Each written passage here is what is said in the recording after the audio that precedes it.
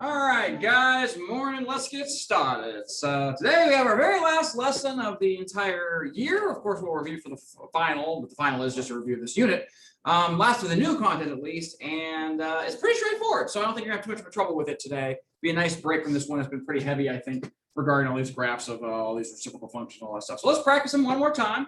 Number one today, we're going to graph the function cotan of 2x plus 1. And you got to have patience on these. You can't just jump right to the answer. You got to think about what this is based on and what that looks like, and then flip it and all that stuff. So cotan is based off of tangent. Would we all agree it's tangent flipped? Don't worry with the ones on the end or anything like that. That's just going to move things up, right? So I very strongly encourage you to ignore numbers in front and on the end at first, because those just stretch it and shift it around. And you can do that at the very last second. So we're just going to focus on the cotan of 2x right now. But you don't really know what cotan looks like, so you go down a level further, and like we said, let's look at what tan of 2x looks like. We got lots of things for tan. I assume we'll want to work in degrees again, so the equation for the period, it's always the default one you go to. Period is probably the most important one. The period is 180 over whatever b is, in this case 2, so you have 90-degree period. It's going to repeat every 90. Also, tan has vertical asymptotes, blows up at spots. So the equation for where those are is x is plus or minus 90 over b, which for us would be positive and negative 45 degrees. So I know enough about this tan thing to go ahead and make a graph of it. Let's see what tan might look like. So I start the asymptotes myself, because it's nice to know where things are going to be hugging, negative 45 and 45. And we're just thinking about normal tan. So the normal shape of a tan graph, and this is something you do need to commit to memory, is it hugs this asymptote down here, goes kind of through the origin right there, and then up like that. So now I know what tan of 2x looks like. And I'll use this thing and got to go back to the chain and slowly figure out what more complicated things are. So this is what tan of 2x looks like. Cotan of 2x will just be this flipped, correct? So we got to flip everything. Well, how do you flip things? Asymptotes, when you flip them, become zeros, correct? So here's a 0, and there's a 0. And zeros become asymptotes. So there is a 0, crosses right there at the origin. So we're going to have a vertical asymptote right here, x equals 0. So this is my outline for what cotan is going to look like. Then I just got to do everything backwards, kind of. Now, the signs don't change. If the tan is negative, then the cotan will also be negative. But increasing turns to decreasing and vice versa. So tan was going up, so cotan would be going down. It has to hug that asymptote, because that's what an asymptote is. Then on the other side of it, well, it was positive, so it started positive. But it was increasing, so here it's going to decrease. And it makes sense, because here's the asymptote, and it has to kind of hug that thing and go down back towards the 0. So now I have a graph of, this purple one is the graph of cotan of 2x, correct? And finally, after I have a feel for what cotan of 2x looks like, now we can do any additional movements or stretches. There is no stretch in front. There's a +1, so all I got to do is shift this whole image up 1. So in the end, let's see what the final answer will look like. Well, whoops, I always do that. The new one that does not have an asymptote here has a 0, correct? So 0 at 45 degrees, negative 45. Or is that a 0 anymore? Because what are we doing to this thing? We're shifting the whole thing up 1, right? So this isn't here anymore. It's up 1 higher. So actually, I should say at 45, it's up here at 1. Then it kind of comes down and hugs this asymptote right here, we've already discussed.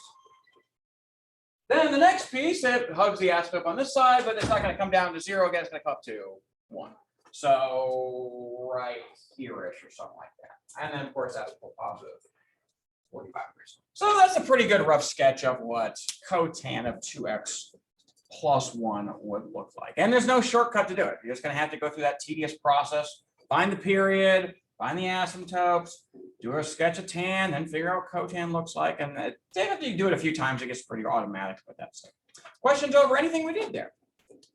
Let's do something different then. Number 2, it's not so bad. Number 2 is just a tan one. So there's no flipping involved. All we got to do is figure out what this tan graph looks like, and we're done. Number 2 says we're going to graph 3 times tan of x over 5. So this is number 2 here. 3 tan of x over 5. And then there's a -3 on the other side. In the end, we'll just take this thing and move it down 3. Okay, so we got to figure out what tan looks like. Same exact analysis we just did. However, you don't want to think of it as dividing by 5. It's a little confusing for you. Instead of writing as divide by 5, you might want to write as times 1/5 times the reciprocal of that. That way it's more clear to you what B is. B is 1/5. And then let's just figure out what tan looks like. So again, I'm not going to worry about this whole thing right now. Let's just worry about tan of 1/5 x. And then we'll come back and we'll stretch it by 3, and then we'll move it down 3. And be done. All right, so tan of 1/5 x, same thing. Period is 180 over b. So that's 180 divided by a fraction. And of course, when you divide by a fraction, by now I think we all know that means you multiply by the reciprocal, correct? So that is 180 times 5. I think it's 900. 180 times 5 is 900. So it's a very long period. It's going to be a very slow wave going forwards if we get this scale. Same thing as before. Vertical asymptotes are plus or minus 90 over b. So that's plus or minus 90 divided by a fifth. 90 divided by a fifth is 90 times 5, which is 450. You probably noticed a trend by now that if you do it as to completion, the vertical asymptotes are always like half of the period right there. So that's something to know. You can just kind of guess when you get done. Okay, so we got all set up. Now all we got to do is kind of draw the asymptotes and kind of get an outline for this thing. It was at plus or minus negative 450. So negative 450 over here is an asymptote. Positive 450 over here. There's another asymptote. Notice the distance between those two is 900. That's the whole cycle. And then all we got to do is what? Kind of draw a nice little curvy thing through there, correct? Let's try and take care. Let's try to do 2 birds with 1 stone. There is a 3 in front of the tan I want, correct? That would make it 3 times bigger. Now it still have the same shape, right? So I don't really worry about that too much. But the minus 3 on the end, we can do that. What's that do? It just shifts things down 3. And there's not many points. The only thing is that it was a nice and pretty level thing through the origin, right? So maybe if we move it down 3, maybe that's kind of a benchmark. We can go up, kind of stop right there, and go up like that. That's kind of roughly what tan of x over 5 minus 3 would be. No, and it's not the scale, of course. To actually see the whole graph, you'd have to go graph it. Your window would have to be huge. You have to really worry about your window if your graph is on your calculator. You have to say your x min is negative 450 and your x max is 450. And if you had the normal negative 10 to 10 window, you would just see like this. It wouldn't be a very exciting graph. You think, where was a tan graph? Well, you got to be able to look everywhere. Okay, that's it for that. And lastly, one more. Number 3. We got ourselves y equals 2 cosecant. That means I gotta flip things, right? Of just 4x. No numbers on the end, no nothing. This is all we got to worry about. All right, so we don't really worry about the 2 right now. We'll do it at the end, right? Vertical things you do at the end. Let's just worry about cosecant of 4x. But I don't know what cosecant of 4x looks like. So let's talk about what the flipped version of it is, which is based on sine, right? Sine flipped is cosecant. So if I can figure out what sine looks like, then I'll flip it to make it cosecant. And then I'll multiply it by 2 and we'll be all done. All right, so sine. Now this is not tangent. For sine, your period is 360 over b. And b is 4 in this case. So 360 divided by 4 is 90. So we got that there. Not really much else to worry about. I just need to know how often it repeats. Of course, I need to know what sine looks like too. Sine starts where? High or 0? 0, you got it. So it's going to start at 0. It's going to go all the way up and back down and come back to where it started after, of course, 90 degrees. Also good to know things about sine is how high and low it goes. It goes from -1 up to 1. This does have an amplitude associated with it. We are not worried about that in this problem because, we're going to flip it in a minute. And speaking of flipping things, we need to flip everything. Zeros and infinities and all these things. I see some zeros. I see some humps come out when I know what these things are. And they happen every fourth, correct? So a fourth and 90, I'll just do it for you, is 22.5. That means the first interesting thing happens is hump at 22.5 degrees. The next interesting thing that happens is another 22.5. That's where the 0 would be. And 22.5 plus another 22.5 is 45. And we're halfway to the end. And then another 22.5 would be where this min is, which would be 67.5 degrees. And then another 22.5 after that, we're back to 90. And the whole thing starts again. So that's a pretty good graph of sine of 4x. Now we need to flip the darn thing and turn it into a graph of cosecant. So looking at the thing, zeros become infinities, right? So this is a 0. So that's becoming an infinity or an asymptote. There's a 0 at 45, so flipping that, there'll be a vertical asymptote at 45. There's also a 0 at 90 at the very end, and there's an asymptote for that as well. So now I know that the flipped verse is going to blow up with these things. Let's see when we actually flip it, what happens? Well, here, it's above, correct? So it's still going to be above. It's going up and then down, so the flipped version will be going down and then up. So we got a little hump here. It does come all the way down and touch that thing, grazes it. And same story on the other side. This side is all negative, so it'll be all negative. It was going down and then up, so the flipped version will be going up and then down. So that green one there is my nice little outline of what cosecant of 4x looks like. I don't need the black anymore. It's just there's a guide of what this is going to look like. And this is cosecant of 4x. Only one other thing to do to get to the final answer. There's a 2 in front that stretches everything by 2. So every y value is twice as big. So if this used to be at 1, what's twice as big as 1? Twice, 2 times as big. It would just be 2, right? Yeah, twice as big, right? And same thing for this y. Even though it's below, everything gets stretched out in both directions. So what's 2 times -1? It's -2, right? So this is down at -2. And without redrawing the graph, I'll just relabel those where those tick marks are, and we'll call it a day. Any questions over anything about these things? Flipping the zeros, flipping the asymptotes, how you go? You got to go nice and slow through those. On your test, I will not give you something insanely complicated. The speed of your test will probably be like this. Just graph this. And all I want you to know how to do is that this is based on sine.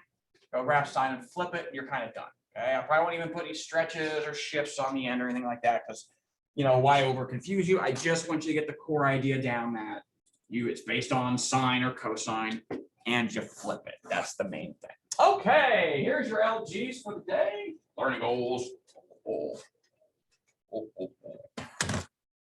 We'll be checking these starting tomorrow. I probably will not get to everybody tomorrow, but you do need to have these kind of organized.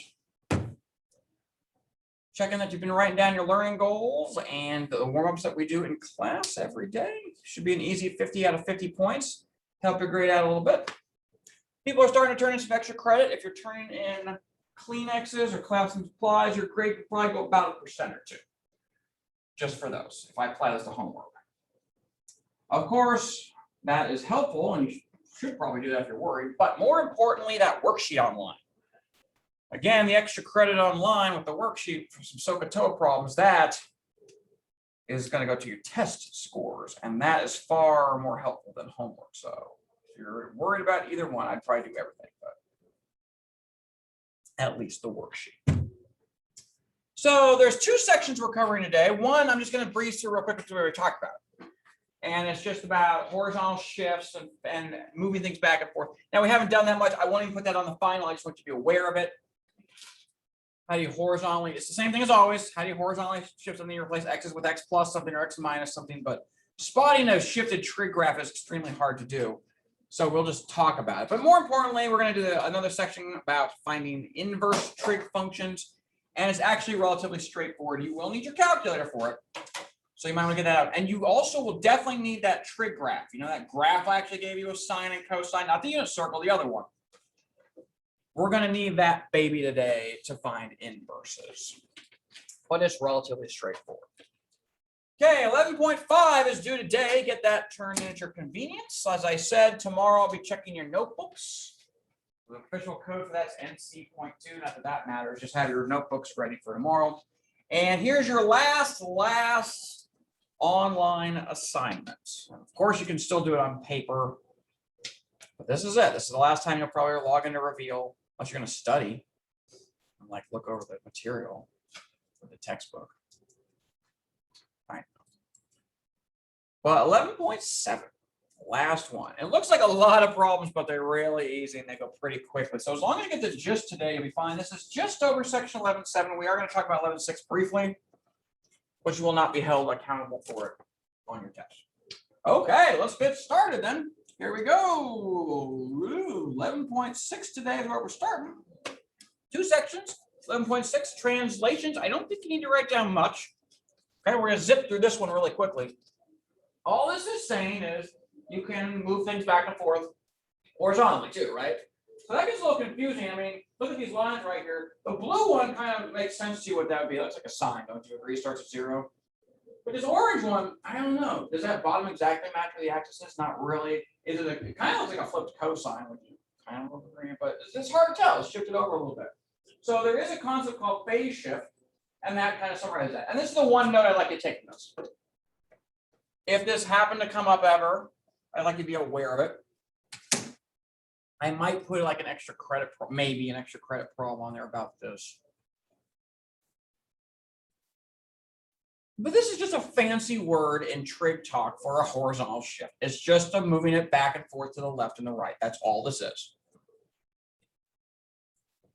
They give it a weird Greek letter. It's called a phi right there, or phi, depending on who you are. People say phi or phi, phi. Greek letter phi there. Just stands for an angle. Because when we shift things or trig things, we're shifting at angles. We're moving at certain angles this way or that way. So it's just a horizontal shift. And this thing works for any trig function, sine, cosine, cotan, cosecant, any 6 of them. So again, I had so if you got a general equation, a times some function, the function could be anything. So it could be a times sine of bx plus c. It could be a times cosine of bx plus c, or tan of bx plus c. But just a quick equation, the phase shift phi is negative c over b. People are we've been ignoring the c all unit long. Like this, there's this a and there's this b and there's this d. The d is the midline, the a is the amplitude. The b relates to the period, but we never really touched on the c. The c moves it back and forth, and that's called your phase shift. So if they ever did ask you for phase shift, you would just pull out this equation, you plug in negative c over b. The negative takes care of the fact that horizontals are backwards. Aren't horizontals always backwards? So they put a negative in here to account for that. So when it says it's a phase shift of 20, it means it really moves 20 to the right. It doesn't move 20 to the left or anything like that. Minor point. I'm not even assigning any homework over this. The other part of 11.6 was just talking about shifting things up and down, but we already practiced that to death all year, haven't we? Put a number on the end, just moves things up and down. So there's nothing really more to say about that. I just wanted to expose you to those. Okay, the main highlight of today is section 11.7 over inverse trig functions. So let's get started on that. What do inverses do? They undo something else, right? Well, this is absolutely no different. Take a minute and write down these terminologies for inverses. Sometimes they put the word arc in front of them. This kind of irritates me. I'm not going to ever say arc sine or arc cosine. But it's your job to know that when people do say that, they just mean an inverse. And like any inverse, like if I had f inverse, we'd have f with a little -1 power up top, right? This is no different. If you have a sine inverse, then the way you write it is sine with a -1 power. That's how I'm going to write all the time. I'm never going to write arc sine, but if somebody did, that would mean sine inverse. Same with cosine, same with tangent. Arc cosine means cosine inverse. Again, I will always write cosine with a -1 power. I will never write the words arc sine or arc cosine. I will never write the words arctan either. I will just say tan inverse.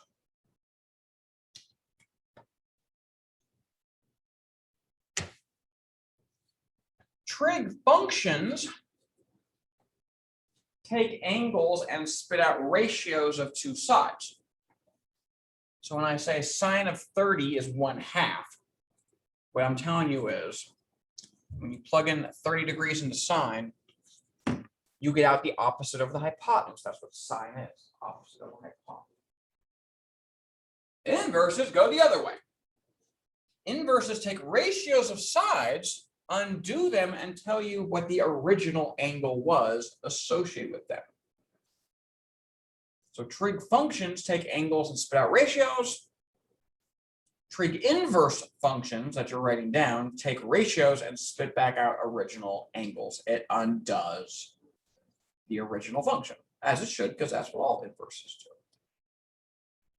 Now the right column, I don't know if you need to bother writing that down. That's kind of why you have your handout right here for sines and cosine and tangent graphs. I'll explain how to use this to find these inverses. It's very easy. There's only two things you can do to find an inverse. You can look up the angle on this paper you have with the graphs of sine and cosine and tangent and see what angles actually spit out these ratios. And if that fails, you type in your calculator. You might want to double check that your calculator is in degrees. You might want to go to mode, confirm that's in degrees, because we'll probably mostly reference angles in degrees.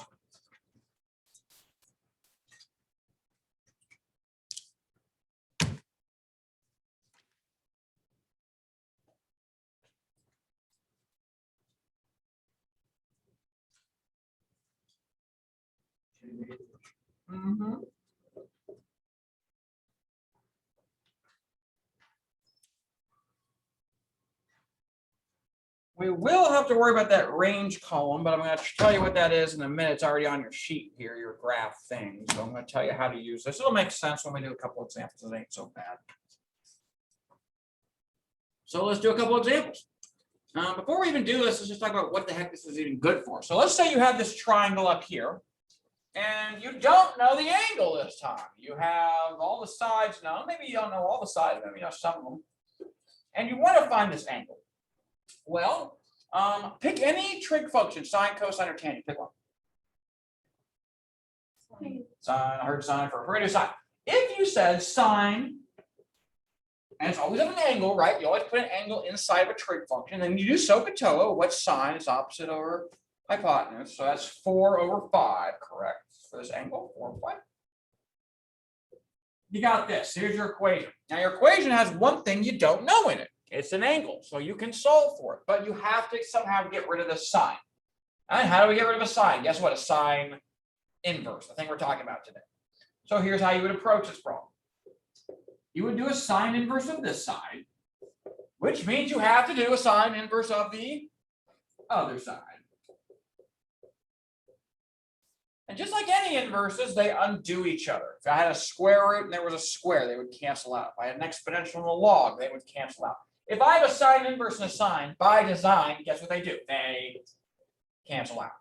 So this angle would be whatever sine inverse of 4/5 is. This is what inverses do. They take ratios of sides and spit back out angles.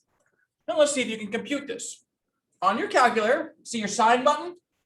Above it in blue says sine inverse. Do you see the little sine inverse button right there? So whenever you do anything in blue, of course, hit second first and hit sine. So hit second sine, and it should pop up saying sine inverse this time. And then you type in 4/5. You close your parenthesis, you hit enter, and it'll spit out some random angle associated with this triangle that I made up. Anybody got an angle?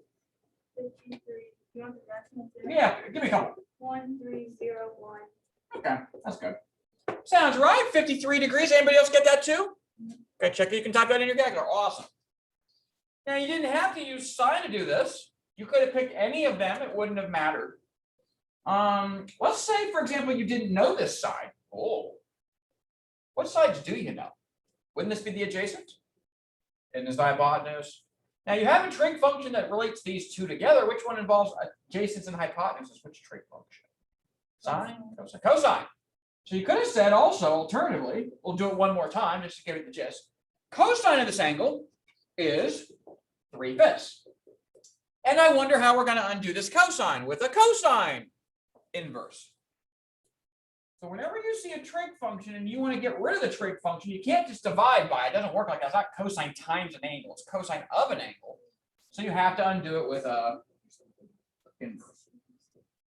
Type in cosine inverse of 3/5 real quick, and you should get the exact same answer because we're finding the same angle. Confirm that you can type this in properly. Should get the same thing, right?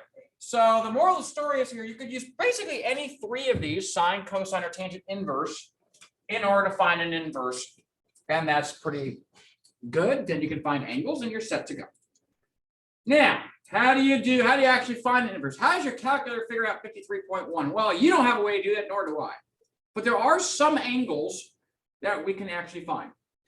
You got that graph in front of you now? Got the graph? Okay. I'm going to open up real quick at a reference. And you'll definitely probably want to circle something. On the sine one, on the front, down here where it says sine inverse, there's two key things that it says domain and range. Put a star by the range. When you do an inverse, there's infinitely many angles that could give you a certain value. So if I said, when is sine a half? Or what's the sine inverse of a half? I'm asking you what angle makes sine equal to a half. If you look on your graph, there's lots of angles that make sine equal to a half. Could be this 7 pi over 6 1 right here. It could be this pi over 6 1 right here. Could be this 5 pi over 6 1. It repeats forever, right? So there's an infinite number of answers I could get out if I say, when is sine a half? This range is telling you where to look. Every inverse, there's a specific place that you need to look. And your range says negative pi over 2 to pi over 2. So you would only look from here, see where it's negative pi over 2? Yep. Over to positive pi over 2, only between these two things. So if I said, what's sine inverse of a half? Well, here's a half, and the only place is a half is at pi over 6. You see that right there, pi over 6? And notice pi over 6 is the only one where that happens between negative pi over 2 and pi over 2. This range is telling you where to look for the angle. Similarly, down here for cosine, notice what its inverse says for a range. Might want to put a star by that. When somebody's saying to do cosine inverse of a common angle, or a common ratio, I should say, half, square root of 3 over 2, square root of 2 over 2, those kind of things, you look from 0 to pi. So if they said, what's the cosine inverse of negative a half? Here's negative a half. And the only time that is equal to negative a half is at this angle 2 pi over 3. Would you agree with that? Is 2 pi over 3 between 0 and pi? The answer is yes, it is. So that would be my answer. So these ranges here tell you where to look. Okay, that's the key thing for these ranges. And same on the back. If you go to tangent, its range is negative pi over 2 to pi over 2. You might want to star that one. The rest of the things down the bottom are just technicalities. You don't need to worry about them too much. But these ranges ones are the ones you're actually going to practically use a lot. So if they said, oh, speaking of, tan inverse of square root of 3, write this one down. We're going to find tan inverse of square root of 3. The first thing you check is this actually a number on my trig graph for tan? So you go to tan. Let's see where my thing went. Where the heck is my thing? Oh, there it was. Where'd it go? What the heck? Okay, there. Go to your tan graph. Now, does square root of 3 exist anywhere on this axis here? It does, right? So there's lots of values where tan is equal to square root of 3. But you only look where? Down where the range says. So the range says negative pi over 2 to pi over 2. That's between this asymptote and this asymptote. Would you agree? What angle is it equal to square root of 3? It'd be this point right here, correct? Carefully follow it down. What angle is that? That is pi over 3. So your answer for this problem is pi over 3. That's it. That's why this is an easy assignment. You're basically looking up where this thing is on the graph and tell me. Now, of course, that's in radians, right? You could have a degree equivalent. You'd have to figure out what pi over 3 is in degrees. That'd be the same thing as 60 degrees, by the way. So you might want to also write that's equal to 60 degrees. Either one would be okay. So that's the answer. That's it. That's all you got to do. And it's the same for every single other one. So let's do this one too. Cosine inverse, write down, of square root of 2 over 2. What angle do I plug into cosine to make it equal square root of 2 over 2?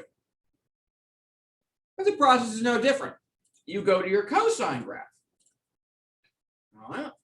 Here's my cosine graph back in the front. Does square root of 2 over 2 exist somewhere on this thing? Yes, it does. So if it's there, you're good. make sure there's lots of places where it's square root of 2 over 2, but you only want to look where that range says from 0 to pi. So looking from here, 0 over to pi in this region, in this vicinity, looks like the angle that would make it work is this one right here, pi over 4. You buying that? Pi over 4 is where it's square root of 2 over 2. Right there's a square root of 2 over 2. So your answer is pi over 4. That's it. Which is 45 degrees in degrees. So that's all you got to do every single time. You look up on your chart where it is, you look in the appropriate region, and you write down the angle. That's it. Very straightforward. Let's see what else they might have for us. Okay, now how about this one? Sine of cosine inverse of 0.36. Now the first thing is functions inside of functions, but don't freak out. Inside of here, you see cosine inverse of 0.36, don't you? Okay, so you go to your cosine graph. Is 0.36 anywhere on this axis? I don't see 0.36 either, okay? So a lot of times I'll have common ones that are on the graph. If they don't have it on the graph, then you just type it in your calculator and get out a decimal. It's super easy. In fact, you can type this whole thing in one shot because they want the sine of the cosine inverse of 0.36. So first just hit the sine button, not the second one. You're not doing an inverse for the sine. And after that, parenthesis opens up, then do second cosine and do cosine inverse. You type in 0.36, spits out an answer. And I have no idea what this is, nor will you. It'll be some very random thing that doesn't look familiar to you. And rightfully so. And I'm getting 0.93. Are you getting 0.93? There's your answer. So the answer to this one is 0.93. And if you're in degrees, check your mode all the time. Your degree, I told you to put in degrees, right? So this would be degrees. It'd be it's a very small angle, very, very tiny. 0.9 degrees is tiny. It's like barely a degree. But that's how you would do that right there. Now, what about this one? You have sine of an angle is negative 0.17. Well, you go to your sine graph. Is negative 0.17 anywhere on here? No, it's not, is it? So we can't just look it up on the table. But what we can do is plug it in our calculator. So that's what you do. But how do you undo sine? You're trying to get to this angle. You want to undo sine, you have to do sine inverse of both sides. So on the left, if you did sine inverse, the sine would be gone because their inverse is correct. But then you'd have to do it on the right also. So what you're really trying to do is find sine inverse of this, which is what they're saying down here. So do second sine, and then just do negative 0.17 and see what it spits out. When I do sine inverse of negative 0.17, I'm getting negative 9.78. Anybody else getting negative 9.78? Okay, so there's your angle. It's negative 9.78 degrees. That's the angle where sine would apparently be equal to negative 0.17. That's it. Okay? But again, to reemphasize, what you need to do, make sure, step one, if you're doing an inverse, check to see if it's on the graph. Okay, so if they say sine inverse of negative square root of 3 over 2, is that on the graph? Yes, it is. If it is, then look in the appropriate spot for the range. So in this one, negative pi over 2 to negative pi over 2, right? And you tell me what angle in that range gave me that. So if I said sine inverse negative square root of 3 over 2, that'd be this dot right here. The answer would be negative pi over 3. And you see negative pi over 3 is between negative pi over 2 and positive pi over 2, don't you? Are we okay on this? We all right, guys? And then if that doesn't happen, if you can't find one of the numbers on your axis, what do? You turn to your calculator, you type it in.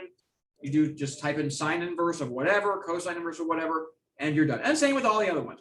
They do cosine inverse. Make sure you look for angles on here from 0 to pi, from here to there, that give you out the appropriate ratio. And if it's not on there, use your trig function or use your calculator. Same thing with tan. They said tan inverse of negative 1. I go find if tan is negative 1 somewhere. Yes, it is. Right here. Is that between the range I want of negative pi over 2 and pi over 2? Yes, it is. That answer would be negative pi over 4. That's it. Any questions over today's lesson at all, guys?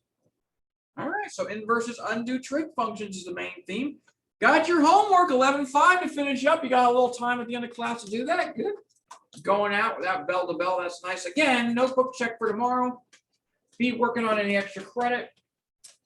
And tomorrow, we will start to review for the final. You will not have a work day. You'll have some work time. But this homework's pretty straightforward, so you should be able to get it done in seminars and at home regardless. 11.7 due Thursday. Tomorrow we start to review. Have a good day, everybody.